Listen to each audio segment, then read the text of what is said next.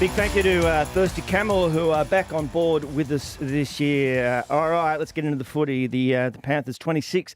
The Broncos didn't get over the line. If you thought that the Panthers have won 4 of the last 5 premiership, we're putting the queue in the rack. They're not. They are back, baby. Yeah, they were great last night. The Panthers just a really controlled, disciplined performance. Did all the little things right. Probably made a few more errors than they would have liked. Yeah. But you can kind of expect it with some teams this early in the season.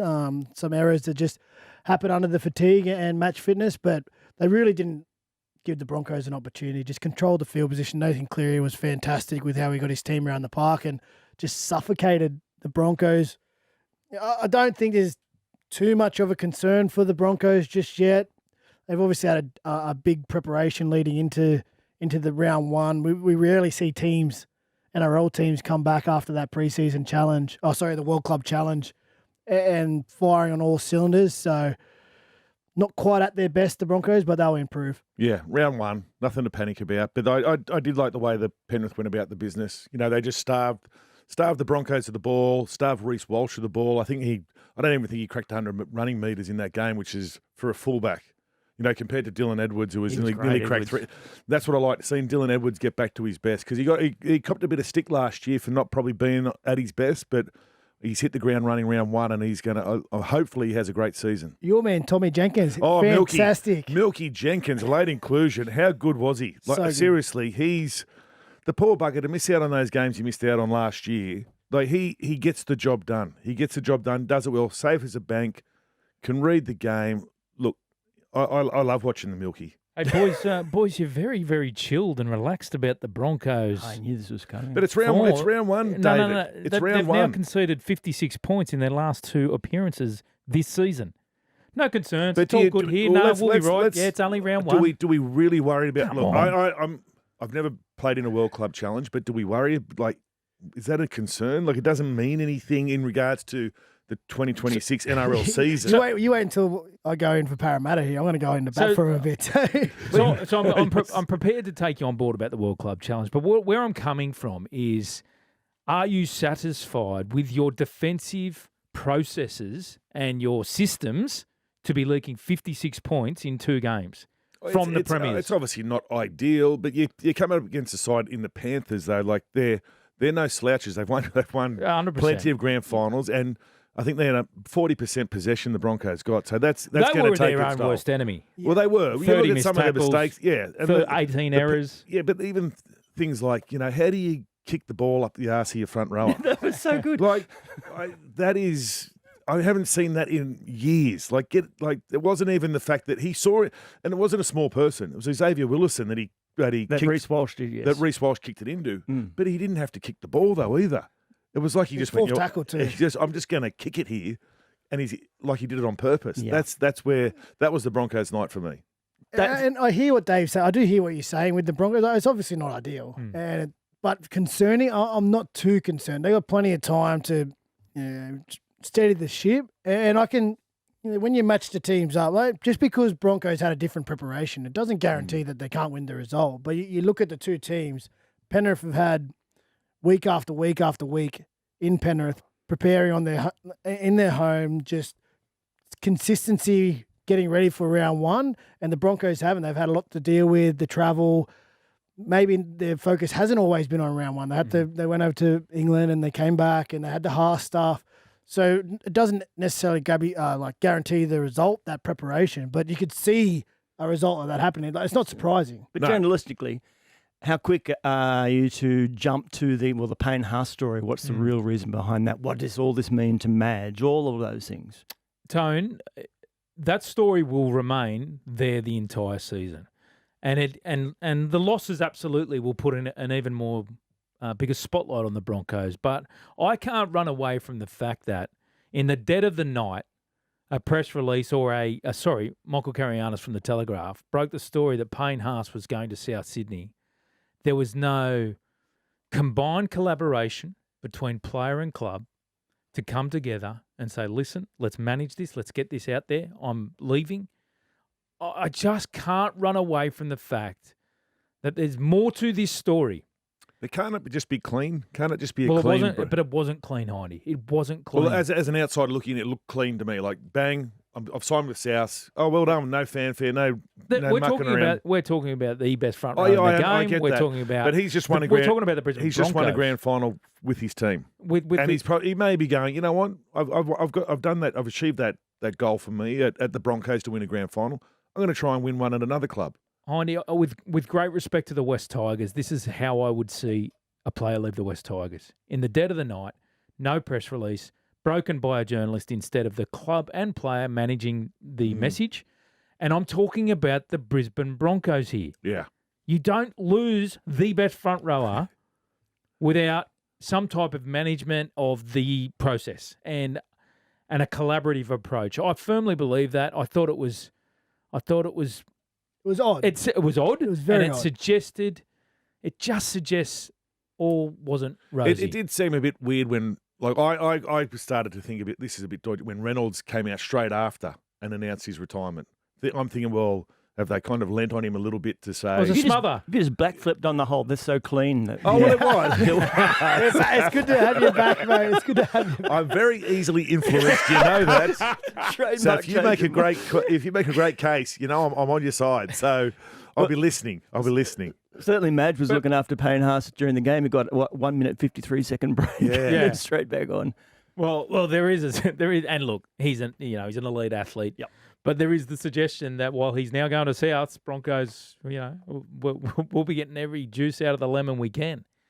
But in saying that, when Payne did come from the field, he was disappointed to be coming Yeah. from the Yeah, field. no, He absolutely. wanted to Of course he keep did. going. I won't. You won't catch me questioning the work ethic and training aspect of Payne Haas's attitude towards wanting to win the premiership at the Broncos But this is year. it just Wayne? Is it Wayne Bennett?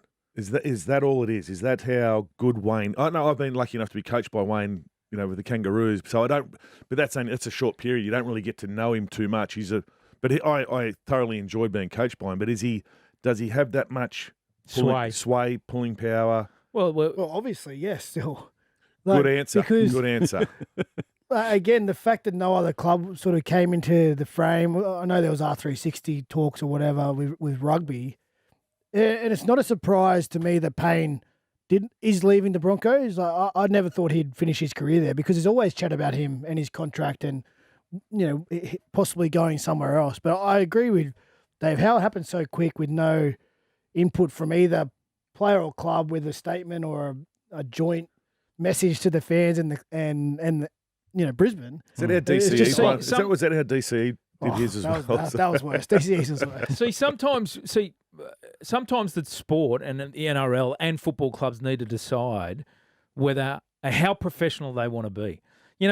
We try and compare our code to the US sports all the time, and I just feel as though there's days where we are an elite competition loaded with professionalism and on an unbelievable trajectory, and then there's other days where I think this is amateur hour. Really? Yep. I'm talking about the best front rower in the game. But how is it? Football club, how is that amateur hour? At the Premier Club. The Premier Club of the NRL. Now, the Brisbane Broncos will tell you they are a money-making machine. Yep. They are the biggest franchise. We want to be the number one code and club in Australia. And suddenly, their best player leaves the club and it's broken by a journalist. Who is going to be off contract anyway? Was correct? Yeah. So I don't really have an issue with it at all that he's done it so cleanly. That's I like to see that. I know what you're saying. I know exactly what Dave's saying because if he's that good, I know what Dave's coming from as well. Why couldn't Michael Maguire, CEO Dave Donaghy, Payne Haas sit down, organise a press conference, right? Sit down and have every single question thrown at them there and then for 40 minutes on the decision on why I'm leaving the Broncos. Like, seriously, is it that hard to organise? Now, the Broncos will argue that they were 24 hours away from jumping on a flight to the World Club Challenge. Well, you find a way. You find a way to have a press conference because it is so significant. Because why? Because every single time the Broncos lose this year, we'll be asking questions.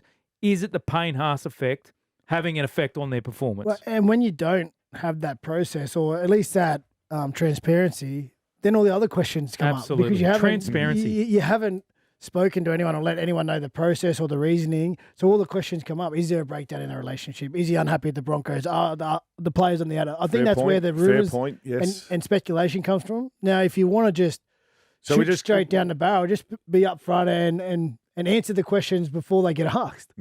Yeah, I'll take that on board. Well said. Well said. You're such a diplomat. I just like the clean breaks, though. I love the clean break. Well, it's not clean. If he obviously doesn't want to be, he obviously Don't doesn't get me want to be wrong. I there. love when a journo breaks the story I first. see where you're coming from. Why does he not want to be there? What is that reason? Well, only Payne knows that. Yeah. But there's a whole family stuff that's going on. Absolutely. It's a complicated life that he has. There are layers. Yeah. And don't get me wrong, I'm happy to take Payne Haas's word. He's got layers going on in his family that none of us would know about. Yeah. And there's the element of moving to Sydney. There's the element of Wayne Bennett. There's Dave Fafita and Latrell Mitchell getting in his ear. Like, Fafita. Fafita, we'll talk about him in a minute. You caught up with Wayne Bennett, didn't you? Just today, I think it was. Yeah, on the way to the M's studio this morning, he held his press conference. I've got to say, old Clint Eastwood, he's in a good mood. Really? He's in well, look at his stable at the moment. I know. Yeah, that's why he's in a good mood. They're all Did you get the lopsided smile going? Yeah. He had a glint in his eye when he started to talk about his left edge. We're all talking about the left edge at the moment, aren't we? Oh, it's brilliant. What a pickup line. What's it say? We'll talk about what's it my say left for the edge. right edge? If you're on the right edge of the South Sydney Rabbitohs, you're kind of sitting there going, "Hey, we're here. We're just as good as the left edge." But they're not. Well, but how would you feel? Well, you understand. I'd be disappointed. I wouldn't care. I'd have a chat. I'd say, let's start pumping up this right edge a little bit. No, I wouldn't care. If they're going to win us games, just get after it. The boys. middle wins games, mate. You know that. Not This the is edges. the The Saturday middle. Scrum. When The we middle come wins back, games. go the Waz. How timely we could replay all of what Hindy said in the last break. That is brilliant. That is brilliant. Thanks again to our friends at Thirsty Camel. Need drinks fast. Camel on down to Thirsty Camel bottle shops for unseriously good deals. Drink responsibly. All right, the Warriors 42, the Roosters 18. Before we get into just how well the Warriors played in their first up performance at home, let's get the ugly bit out of the way. David Riccio story emerging that there were death threats to several of the Roosters players post-game online, and there was a reaction, obviously, from the club. Yeah, absolutely. It's a pretty sad postscript, I must say, to this performance by the Roosters. In the comment section of the score graphic posted by the Chooks on their official Insta page, that took their administration, their social media admin person, to respond to like several negative and derogatory comments from fans, ultimately shutting it down, closing it down for the night. Yep. Look, the Roosters on the way back from Auckland as we speak. I can tell you this hasn't been escalated to the NRL at this point in time. The NRL will act. They take this stuff seriously, the social side of things, and particularly vile comments from Roosters fans just taking it too far on this occasion. How can you call yourself a fan? The catch there is, I must say, we don't know entirely if they're all Roosters fans. Yeah. So I don't want to throw every Roosters Could be fans anyone. under the bus. Yeah. Well, that's the thing with social media. media, It could be yeah. anyone, and it's disappointing as always when we see these stories pop up. But it's the real toxic side of social media. Right? We've seen racism in the past, now death threats, and you see the criticism that some players have to wear. And I would say every player in almost any code of sport would receive some messages in their requests that are just vile, and it's just a bad part of social media. Stupid people. Did you cop flack face to face more often than? Well, see, I online? wasn't in the social media age, so Yeah. I was. But you get booed or coming off, but who cares? Like, I didn't give a rat's. Yeah, and if someone gave me a death threat, which they probably have, I just haven't read it. You shouldn't. Sorry, I shouldn't laugh. It's not funny. I shouldn't laugh. I shouldn't laugh. Sorry, it's not funny. They say these things online, but I think I'd be thick enough skin to ignore that. I would. I wouldn't be panicked about it. I don't think anyone's going to come stalking my house and all that sort of stuff. But they should. But regardless, they shouldn't be said. They shouldn't be said. What about when you're exiting a field up the tunnel? Do you remember ever just responding? Brookie was the worst. Brookie was the worst going up the tunnel because they had that old Cage. Yeah. Oh, they'd get into you there massively. But I said one day, the Eels fans gave it to us one day, and stupidly, I said, I think it was a newspaper report, we'll come out and do a better job. Oh, my God. The backfire on that. And I just went, why did I say that? Why did I say that to my fans or our fans? Come out and try and do a better job when these people are paying their hard-earned to come and watch us play. And that was a real, moment for me, regardless, like in how I should treat the fans. Yeah. Well, what was it? Was it Adam O'Brien last year that did the reverse on that half yeah. time? Man, yes.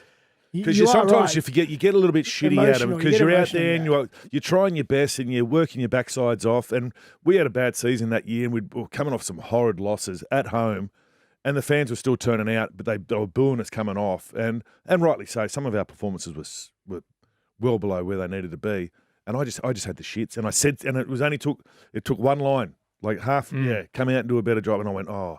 And as soon as I read it, I went, oh, you're an idiot. Yeah. What a dick. I would say, in terms of for our fans, when you're a player and you don't perform and you don't get out there and live up or play the way you're supposed to, no one's harder on themselves than players. Yeah. And your teammates, the accountability in video sessions, so the players feel it. So then when you do happen to, you are feeling shitty and you're down on yourself, then you go on to social media and you, and you double down. Hard now. Yeah, and you double down on it. Social media is a part of our lives nowadays, and the players are obviously involved in it heavily. It helps to boost their profile. So to go into your DMs and you see, mate. But I wasn't worried about my social media after I had a bad game. I was worried to look at my phone for the message off the old man. I just turned the phone over and slid it away for half until I was ready to deal with it. That was my mum, because she was the one that used to wait outside the sheds, and I took forever to shower and do whatever, and she'd always be there waiting.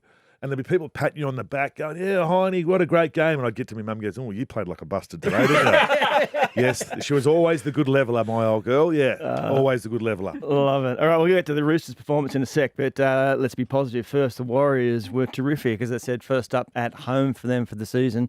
They played a good game of footy. Tam Boyd was terrific from the beginning, that first try, and off he went. Yeah, fantastic. It was great to see him play really well. Yeah. Tanner, obviously he had a couple of tough years there at the Titans. He transitioned last year to the Warriors, but really stepped up, controlled the team, kicked well, ran the ball, found a try. He was fantastic. And still a Warriors team with no Metcalf, no Mitch Barnett. So it was a great performance for them in front of their home fans to kick off the season. And a well-deserved win. They were really physical in defence. Yeah, that's what I noticed too. Yeah, they really, when they had their opportunities to get stuck into the Roosters when they were coming off their own line, they didn't miss. They were in there in 3s and 4s, and the Roosters had no answer to it. But they players like Aaron Clark, I thought that Fisher Harris, was absolutely outstanding. Yeah, because last year I thought he was starting. Look, and no disrespect, he's a world-class player, but he was starting to look a bit tired. The leg speed kind of was slowing down a little bit, but last night's performance was absolutely outstanding. Who else was there? Jackson Ford. Ford. Roger Tuivasa. 70 minutes. Jackson. Yeah. Lecker, they all big played Lecker, well. What's he do? He comes off the bench, scores a try. Yeah, they all played well. Like he was on a training paddock. But the Roosters never looked like they got settled. They couldn't get into a routine, the Roosters. Mind you, again, I thought the amount of possession too that the Warriors had, particularly early on, that there was good 10, 15 minutes of that opening half where it was just all Warriors. Yeah, if you're a Warriors fan, but you need to be excited with what Andrew Webster and that team is building, because I know they faded last year, but for the majority of the year they were in the top 4. But if you take your best half in Luke Metcalf, he missed the back end of the season. You take one of your forward leaders and your captain out of any team, there's a potential there for you to fade as the games get more important and more important at that back end of the season. So, they'd be disappointed with the way they finished last year, but they would have learned so much. And we probably underestimate them a lot being over here in Sydney, and they don't get the airtime that they probably deserve with, much of the Sydney clubs around us. But they'd be quietly confident in their team and their squad and, their hopes of where their season can go. I like the halves combination. Chanel, Harris-Tavita and Tanner. They're just... because Tanner's got that ability to just control things. I thought he controlled the game very well. And Harris-Tavita, he's the one that shows a bit of spark, bit of lively. He's lively. Yes, he's lively. So it was a good combination. Yeah, good combo. And you've got to give Tanner Boyd some credit. Last year, he was approached by the Titans to come back, and he knocked them back, and he was sitting in New South Wales Cup, and was such of the belief that he was enjoying the Warriors system and the belief that Andrew Webster was giving him that, mate, when you get in, you'll get your crack. Now, Metcalf's obviously sidelined, hopefully around 5-6 return for Metcalf. But he deserves credit for staying the course, because so many players just jump ship. Yeah. And second to my point is this Mitch Barnett situation, where the Warriors, it has been put out there, there's a bit of a narrative that the Warriors will only release Mitch Barnett if they get something out of it. That's not the case. That's what I heard that the other week. It's not the case, Hindy. They are so acutely aware of the personal circumstances with Mitch Barnett, they're not going to stand in his way of a release. And where I'm getting to is they don't necessarily, yes, they'd like to do some business with the buying club, but it's not the be-all and end-all of the deal. To the point of which, what we saw last night, they've got so much belief in what's coming through. Dimitri Varmunga, Jacob Laban, Leka Halasima. Like, there's they're not stressed. Jackson Ford's another great example. They're not stressed about their forward stocks if they don't get something to replace Mitch Barnett with. It's a good little period here for them as well, because probably Harris and Boyd, they both know they're playing for their position, because when Luke Metcalf comes back, he comes back into the team, but he can do both roles. He can play 7, or he can be that live wire 6 because of his speed. And Harris, he has so much value to a team as that utility, but is the value of a utility going to go backwards because of the 6-man bench? So you want people competing for positions all the time. That makes a club strong and brings out the best in everyone. So they're in a really strong position to start. Just on the Chooks, seriously, they need to fix their discipline. Well, indeed. And on that point, let's have a listen to Trent Robinson, who talked about the discipline, but also about the penalty count. Have a listen. Yeah, I mean, things will go against you. I think 11-2. The opposition apply a lot of pressure. It depends on the referee about how they determine those, and 11-2's quite incredible in our game. Then we had video ref decisions and all of that. But as I go back to, depending on what team you want to be, is how much of a swing against you do you let in that many points? Not particularly happy with the officials, and I must say that the team were fairly vocal with the referee during the game as well. Yeah, Teddy doesn't want to chat with the ref, does he? But look, you can tell Trent Robinson is picking his words carefully there. And I reckon in the back of his mind is it's only round 1. Now, if that's round 10 and they cop that type of penalty count, and what I'm hearing is not too happy with the officiating, I reckon he goes pretty hard. It was a bad loss though, wasn't it? Yeah. Like 42-18. Like again, like the Roosters, a lot of people have tipped to win the comp. I think they're my minor premiers. Yeah, right, yeah. So leaking 42 points. Yeah, they lost Spencer Leniu in the warm up. Yep, hamstring problem. The game.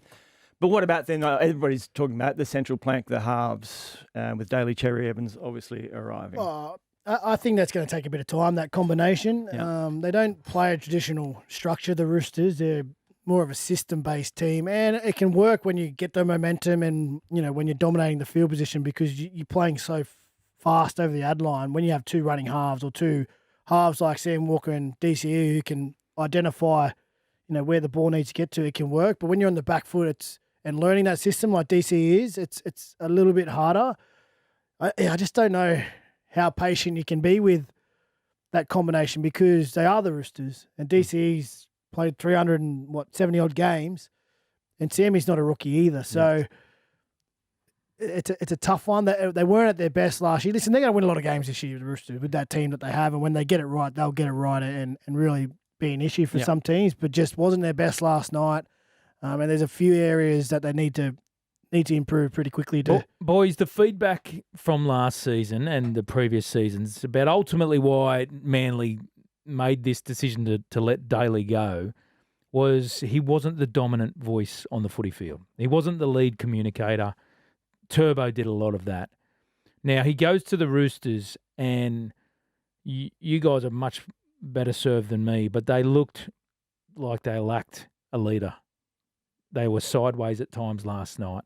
And it's that, can Daly be the guy that steers this team through his communication? I think you'll get there. Yeah, sorry. I thought they were a little bit sideways. They kept running each other into the touch line a little bit. No one was really squaring up. But that also came from Teddy also running a few overs lines as well. But I think that'll happen. Like DCE's played a heap of footy. He's a world-class player.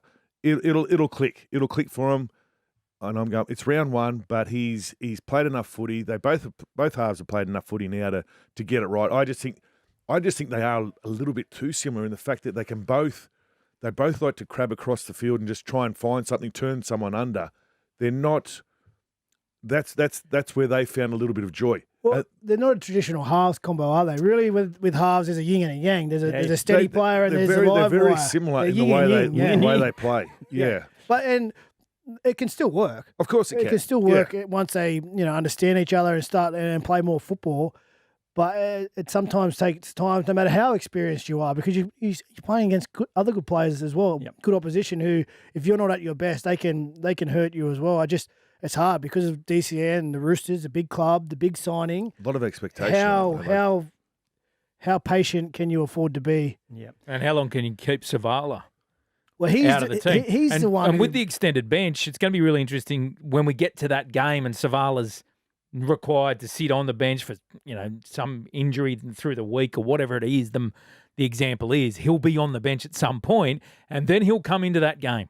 And the impact, I'm really keen to see his impact on the Roosters. He's so unlucky. I think he's a brilliant player, and I know they probably had this DCE deal bubbling away and had committed to it from a long way out, and they were really unsure about Hugo Savala and how he would fit in. But when he slotted in at 7 last year, he was perfect. Brilliant. And it was a perfect combination with Sammy Walker. He kicked well. He got the team around the park. He unlocked Teddy.